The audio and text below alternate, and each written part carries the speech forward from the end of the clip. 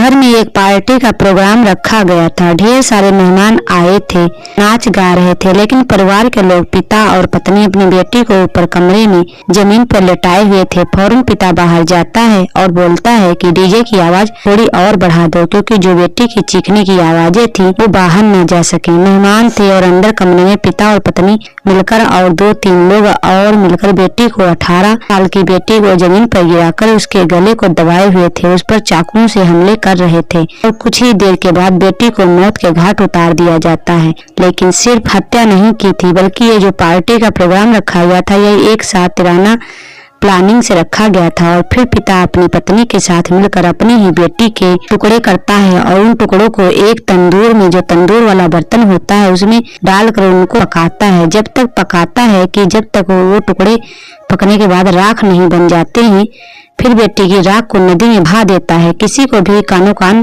खबर नहीं लगती, क्योंकि सबको यह पता था कि इनके घर में पार्टी चल रही है। उस पिता ने अपनी बेटी की हत्या कर दी थी, उसको खत्म कर दिया था और 5 दिनों के बाद सिर्फ एक गलती की वजह से पिता पकड़ा गया। और जब पुलिस ने पकड़ा, सबसे बड़ा सवाल कि आखिर पिता ने, पत्नी ने, परिवार के सब लोगों ने मिलकर उस बेटी को मौत के घाट क्यों उतारा? उसकी गलती ऐसी क्या थी, ऐसा क्या गुनाह था? और फिर जो पिता ने कहानी बताई और जो सातराना प्लानिंग बताई बेटी को मारने की, वो सुन करके हर कोई दंग रह जाएगा। और यकीनन जब आप इस हैवान पिता की कहानी को सुनेंगे तो आप भी चौंक जाएंगे, आपके पैरों तले की जमीन खिसक जाएगी। तो चलते हैं, पूरी घटना को जानते हैं शुरू से लेकर आखिर तक। तो दोस्तों, आपसे एक छोटी सी रिक्वेस्ट है, अगर चैनल पर नए हैं तो चैनल को सब्सक्राइब करें, वीडियो को लाइक से जरूर करें और कहानी को पूरा अंत तक जरूर देखें, जिससे आप अपनी राय कमेंट बॉक्स में जरूर बताएं। जो आज की घटना है वह बिहार के मुजफ्फरपुर जिले की है और वहीं का एक थाना है, उसी थाने का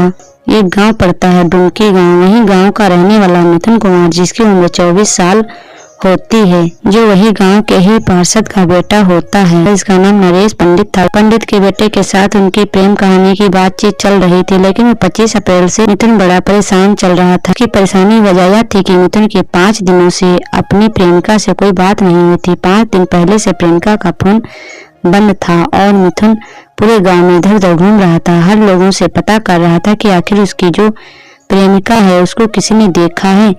वही जो मिथुन की प्रेमिका के पड़ोसी उसके दोस्त थे, वो बताते हैं कि वो तो घर पे भी नहीं है, उसे बहुत ज्यादा प्यार करते थे। मतलब एक दिन, क्योंकि कुछ महीने पहले ही वह दोनों घर से भाग गए थे और उसके बाद वह लोग वापस आ गए थे। शादी करने के लिए भागे थे लेकिन वापस आ गए थे। अब मिथुन परेशान गांव में इधर उधर घूमता है, हर किसी से पता करता है। और जिस दिन वह गायब हुई थी, मिथुन को पता चलता है कि उस दिन उसके पिता ने घर में एक पार्टी का प्रोग्राम रखा था और उस पार्टी के प्रोग्राम के बाद ही गायब हो गई। गांव का ही जो चौकीदार है अनिल कुमार, उसको लगता है कि नरेश ने अपनी बेटी को मार दिया, खत्म कर दिया और मैं बहुत ज्यादा परेशान हूँ। जब ये बात चौकीदार को पता चलती है तो चौकीदार दिमाग घुमाता है, सोच विचार करता है क्या 25 अप्रैल को एक पार्टी रखी गई और पार्टी रखने का कोई मकसद नहीं था, सिर्फ ऐसे ही पार्टी रखी गई थी। गांव के लोगों को, रिश्तेदारों को बुलाया गया था, चिकन वगैरह बना था और बहुत ज्यादा डीजे भी बजा था। यह बात सोचकर जो चौकीदार अनिल कुमार था उसको शक होता है और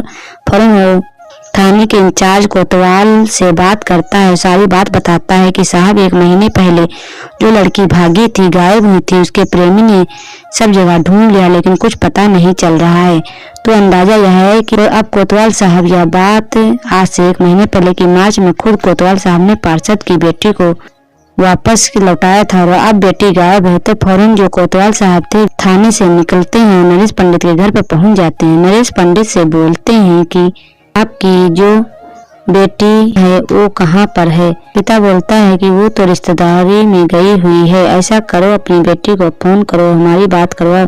अब पिता और घबरा जाता है, वह कुछ रिश्तेदारों में फेक मतलब झूठे को फोन लगाता है, बोलता है कहाँ पर है बेटी? फिर कोतवाल साहब से बोलता है बेटी बाजार गई है, थोड़ी देर के बाद वो आ जाएगी, उसकी आपकी बात करवा दूंगा। साहब क्या बात हुई, आप मेरे क्या मसला है? कोतवाल साहब पूछते हैं कि हमें कुछ नहीं, मतलब हमें सिर्फ आपकी बेटी से बात करनी, कितनी देर में आएगी, उसका नंबर होगा, फोन नंबर, या फिर वह कहाँ पर है, किस जगह पे, हमें लोकेशन बताओ, हमारी वीडियो कॉल करवाओ, हम पता कर लेंगे। जब इतने सारे सवाल उससे किए जाते हैं तो नरेश पंडित घबरा जाता है, पसीना गिरता देखकर कोतवाल साहब को शक होता है, फौरन उसे हिरासत में ले लेते हैं और उसके परिवार और लोगों को हिरासत में पुलिस ले लेती है। फिर जो उसके साथ नरेश पंडित की बेटी कहाँ पर है। नरेश पंडित ने जो एड्रेस दिया था वहाँ पुलिस पहुँचती, वहाँ पता करती, फोन कर तो पता चलता है कि वहाँ पर बेटी नहीं है। फिर जब शक्ति से पूछताछ की जाती है नरेश पंडित से तो नरेश पंडित टूट जाता है, रोने लगता है, बोलता है कि साहब मैं परेशान था, मैंने अपनी बेटी को खत्म कर दिया। वह सुनते ही पुलिस वालों के पैरों तले जमीन खिसक जाती है। क्या जिस बेटी को 1 महीने पहले नरेश पंडित के हाथ में दिया था, जिस बेटी को नरेश पंडित 1 महीने पहले नहा धोकर ढूंढने में लगा हुआ था, 1 महीने पहले नरेश पंडित रोया था, उस बेटी को मार दिया और कैसे मार दिया, कहाँ लाश है। जब यह सवाल किया जाता है तो नरेश पंडित बताता है कि लाश तो नहीं है, लेकिन जो राख थी उस राख को हमने नदी में बहा दिया और पूरा मामला खत्म हो गया। अब जब और शक्ति से पूछताछ की जाती है तो नरेश पंडित शुरू से कहानी बताता है और बताता है कि अपनी बेटी को बहुत ही नाजों से पाल पोस कर बड़ा किया था, उसे बड़े स्कूल में पढ़ाया था, वो बड़ी हो चुकी है और कुछ साल पहले में पता चलता है कि उसकी प्रेम कहानी चल रही है, अनिल के बेटे मिथुन के साथ चल रही है। और बेटी को समझाते बुझाते हैं लेकिन वह बोलती है कि मैं मिथुन से बात करना नहीं छोड़ूंगी और यह सिलसिला बराबर चलता रहता है। दोनों की फोन कॉल पर बातचीत होती है, बेटी पर मिथुन पर कोई फर्क नहीं पड़ता। अब यह बराबर चलता रहता है। बीते 10 मार्च को, बीते 1 महीने पहले ही 10 मार्च को बेटी घर से निकलती है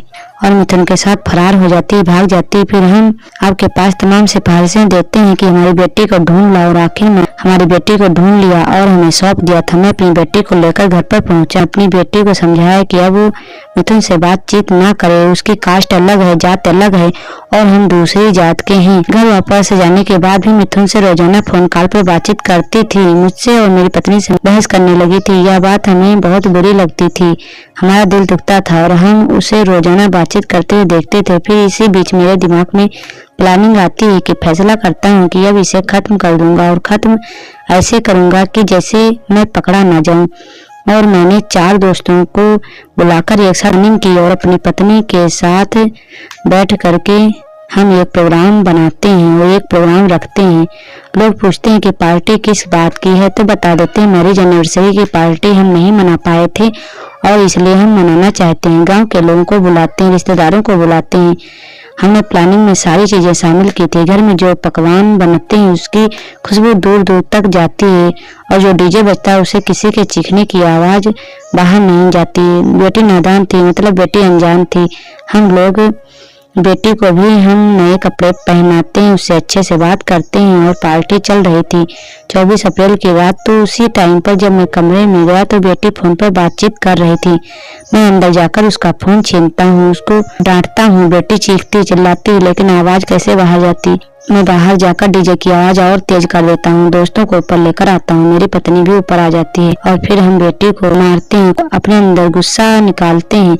खत्म करने के बाद हमने एक तंदूर जो ऊपर लगा रखा था, हम बेटी के सारे टुकड़े उस तंदूर के अंदर डालकर राख बना देते हैं जलाकर। आखिर में जो राख थी, मतलब रात भर यही करते हैं हम और मेरी पत्नी इस चीज में मेरा साथ देती है और जब राख बन जाती है तो उसे पास की नदी में जाकर फेंक देते हैं। बड़े परेशान थे, हमारे पास रास्ता नहीं था। जब पुलिस आ सुनती है कि पिता ने पत्नी के साथ मिलकर टुकड़े कर दिए, को तंदूर में डालकर पका दिया। फॉरन टीम रवाना होती, टीमें पहुंचकर वहां से सैंपल लेती। जब तंदूर की जांच पड़ताल की जाती तो पता चलता है कि सच में पिता ने टुकड़े किए थे और उनको जला दिया। जो 4 आरोपी थे वो फरार थे। पिता और उनकी पत्नी मां दोनों को ही पुलिस ने हिरासत में ले लिया। कोर्ट में दोनों को उठाकर जेल भेज दिया गया। इस घटना के बाद गांव के अंदर एक भय सा माहौल बन गया है। लोगों को यकीन नहीं हो रहा था कि भला एक पिता ने अपनी बेटी के साथ ऐसा कैसे कर दिया। उसके टुकड़े करने के बाद आपको भी यकीन नहीं होगा। आप इस घटना के बारे में क्या राय रखते हैं, आप कमेंट बॉक्स में जरूर बताएं।